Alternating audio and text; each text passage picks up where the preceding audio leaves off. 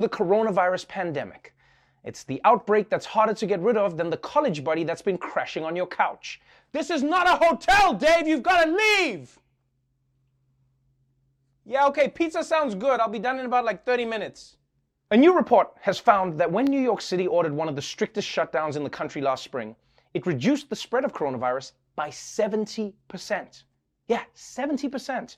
Normally when something is beaten that badly in New York, it's the Knicks. But even though stay-at-home orders saved countless lives, and even though most places didn't try anything nearly as tough as New York, Donald Trump's Attorney General thinks that they still went way too far.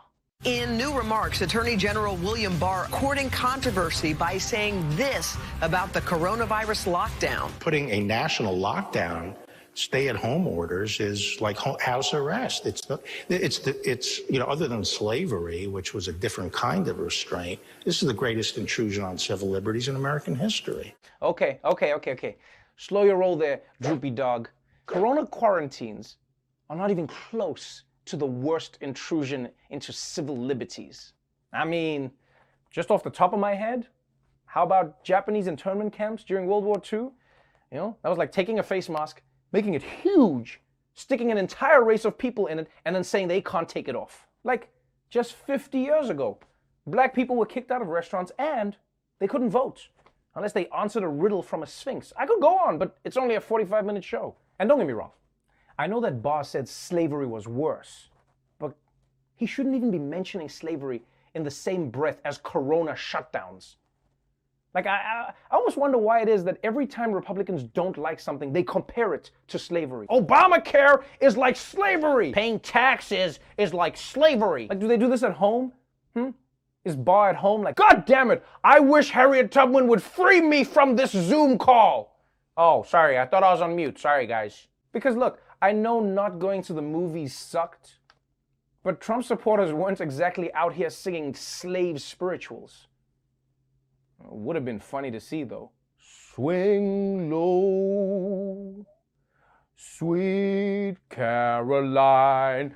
Ha, ha, ha. Why were we angry? I forgot, 'cause this song makes me happy. But while Bill Barr is trying to make it sound like the lockdowns were the worst thing to ever happen in America, his boss, Donald Trump, is trying to convince everyone that things really haven't been that bad, especially when you don't count half the country.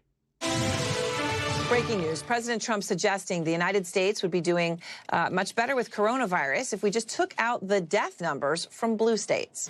If you look at what we've done and all of the lives that we've saved, and I'm going to ask that a graph be put up, and now it's up, and that's despite the fact that the blue states had tremendous death rates.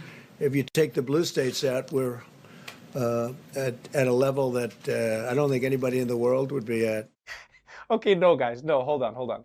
Did this dude just try pull the if you eat around the mold, everything's fine move, but with corona deaths? I mean, while we're at it, why don't we just not count the red states too? Then the US has 0 deaths, which is pretty impressive if you ask me. It's truly astounding that a leader would even think of his country in that way.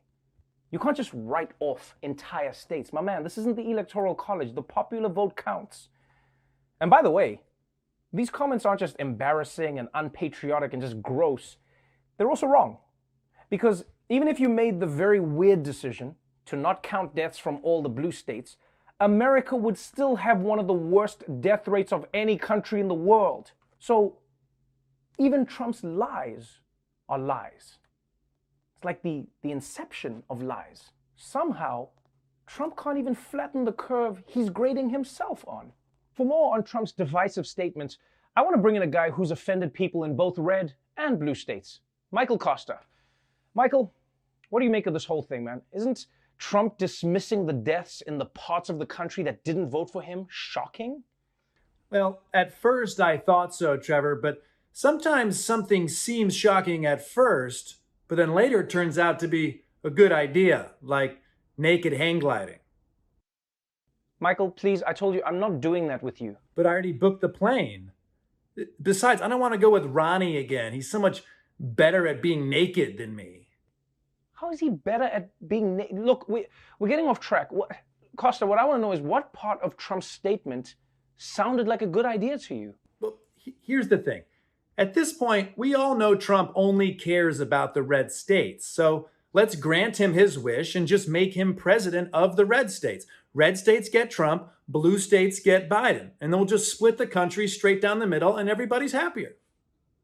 Whoa, but Kosta, I mean, what you're proposing is what happened during the Civil War. I'm not talking about a civil war. I'm talking about a civil divorce. Only this time the armies will be lawyers. The rivers will run red, but with ink. And the slaves, they will be... Careful. Okay, right. I've never been good with analogies. To me, analogies are like slaves. They are... Oh, careful. Okay, look, good point. I'll stop. My point is this.